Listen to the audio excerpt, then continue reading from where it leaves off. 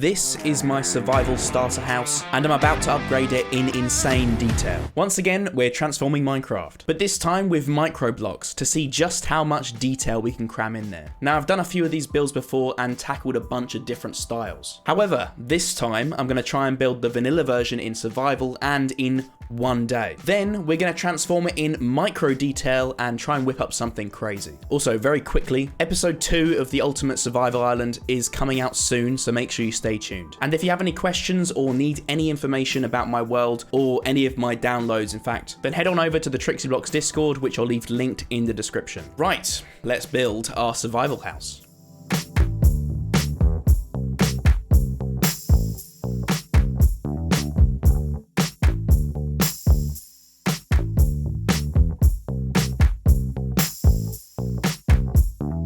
Right, we finished our vanilla build, and I managed to whip this up in about 2 days. I was going for one Minecraft day, 1 day cycle, but it didn't get done in time, so I settled on 2, which is about 20 minutes. But if your house doesn't look anything like this, it probably looks a little bit something like this. This, I guess, is the more achievable day 1 Minecraft house. Either way, when I think of Minecraft starter houses, it usually comes back to this sort of Tudor medieval style. This is what I consider to be a classic Minecraft house. We've got a furnace, got a few chests here. We've got the chimney going all the way up. We've got some lovely paintings. A ladder leading to the second floor where we've got some more storage and a bed. A very cute and quaint little starter house. The topic of the video is to transform it in insane detail, so this is just the start. Before we continue upgrading this survival house, thanks to Core for sponsoring this video. Core is a new platform that allows you to play, create, and publish games in a super user-friendly way. And the best part is, it's absolutely free. And I know you guys like free stuff. You greedy bunch of... Powered by Unreal Engine, Core has a bunch of free games to explore, with over 20,000 games in basically any genre you can think of. And of course, they're all made by a bunch of epic gamers like you and I. Now, I've personally been playing Island Survival Alpha, which is a multiplayer open world survival game. The best mechanic of the game? Well, you can punch sharks. Brand new games are added every day, so why not get building or explore with your friends? Also, why not add me on Core as well? My username, of course, is EpicBlox. Core has partnered with Epic Games. It also means you'll receive some exclusive character cosmetics if you download with your Epic Games account. Now that is epic. But don't delay, because Core is hosting the Core Summer Games Jam. There's going to be $25,000 in cash prizes up for grabs. You can compete to recreate real-world or fictional sports games. As I mentioned, Core is free to use and it's free to enter the Summer Games Jam. So go on and click the link in the description and become an epic gamer.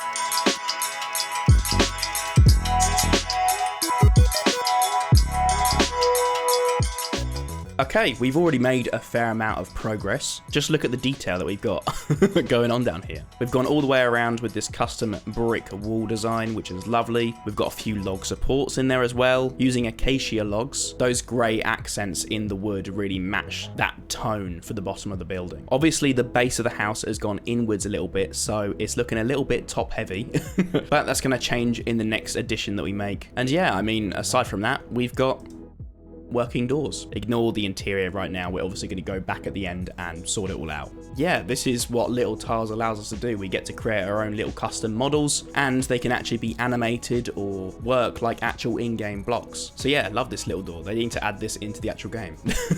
Oh yeah, also I'll be uploading this world for free on my Patreon if you can get this video to 100,000 likes. Now previously I would have set a lower like goal, but in the previous video I lowballed it and asked for 80k, and you guys got it to, well. All right, let's continue with the transformation.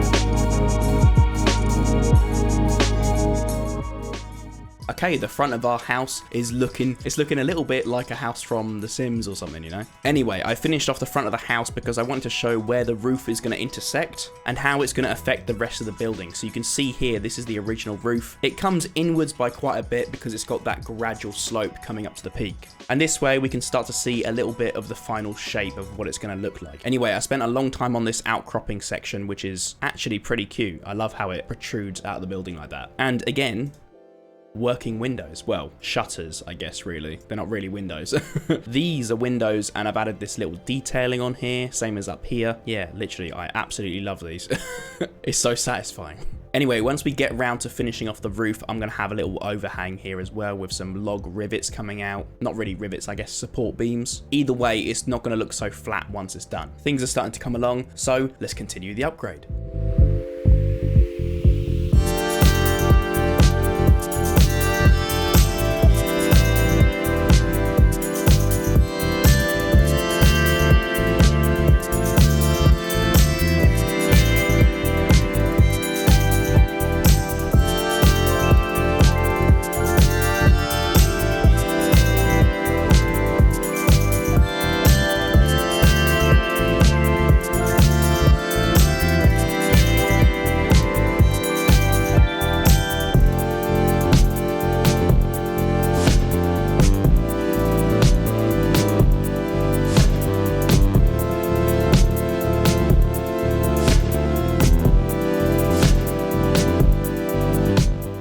Okay, lots of progress has been made. The house is really starting to take shape, quite literally. This side of the roof is basically done, and it continues all the way to the back as well. I admit the back is basically the same design as the front, so it was a little bit easier to make. Having said that, it still took a long time. But yeah, basically we've just got this side left to do, which we'll get to in a second. But of course, firstly, we've got to check out this cute little horse stable we've attached to the side of the building. And look, it's even got a little horseshoe logo as well. This is actually one of my favorite parts to do with this mod, is that you can just take the in-game design such as a fence or a gate and you can just change it so much. How different does this look from the vanilla version? I mean, this is literally what it was in the first place. And we've changed it into this. Fits to the side of the building perfectly. Smash that one. So of course, next we're going to tackle this side of the house, finish up the roof, add this protruding section. So let's continue upgrading our house.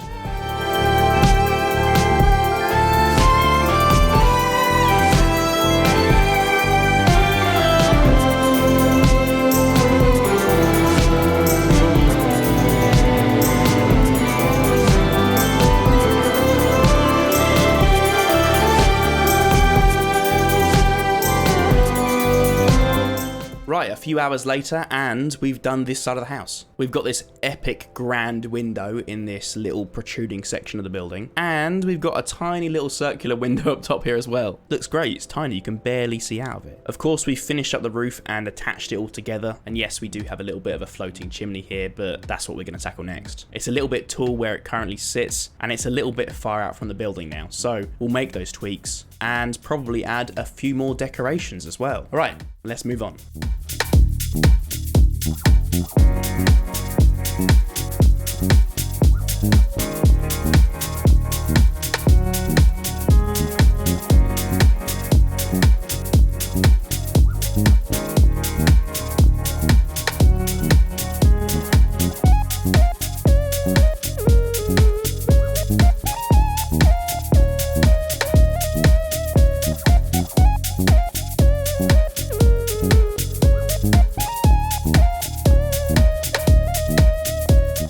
Okay, and with that, we've pretty much finished the shell of the house. As I said before, we fixed that chimney, we moved it inwards a little bit more so it wasn't so far out. It's actually a relatively simple design, mainly because I didn't want to take away from the rest of the house, plus it's relatively hidden from the front perspective.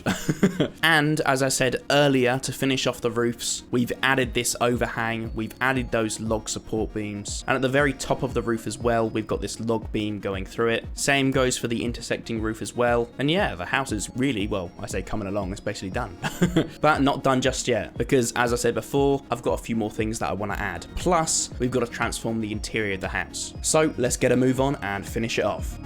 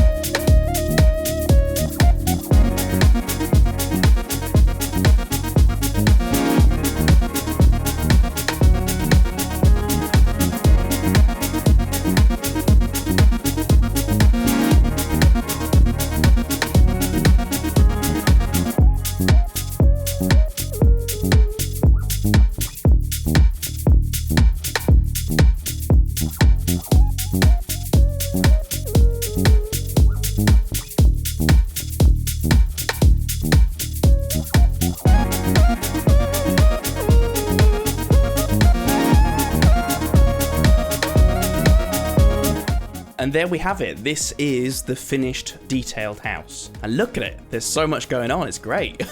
Now, of course, out the front here, we've got these extra details to really make the build pop. So first and foremost, I made this really sick looking wagon. I figured because we've already got some horses, we could have a wagon to go with it. Plus, I just really like doing these wheels.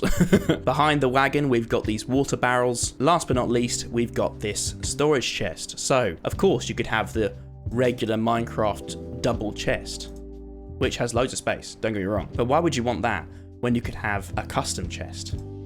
It opens and everything. And it has storage. Loads of it, apparently. And last but not least, we've added some creeping vines climbing up the side of the building. Being able to do it with these tiny little squares, you can really get some organic shapes going. And it just looks so good. I can't even put it into words. So yeah, we've added vines all the way around. And I think it was a perfect cherry on top to finish the build. I've completely forgot as well. I've also added in this custom little dirt path. Nothing's really changed. I've just added in bits of dirt spreading here and there just to make it look a little bit more natural. Of course, we've got to check out the interior because we've done a lot inside as well. As you can see, we've got a little bit of dirt coming on the ground as well. Little details, that's what it's all about. And here is the bottom floor. Of course, I really wanted to stick to the theme of the actual building, so we've got this very rustic looking, almost basement first level. We've got our furnace with the chimney that goes all the way up to the roof, and I've even got some custom tools hanging up on the wall as well. And then to finish off the first floor, we've got some torches hanging on the wall and this lantern design hanging from the center of the room. I think things here have stayed relatively true to the original. We've had to move a few things around here and there, so for example, the ladder is now here instead of here, because when it was here previously, with the additions that I made to the roof, you couldn't actually get to the second floor.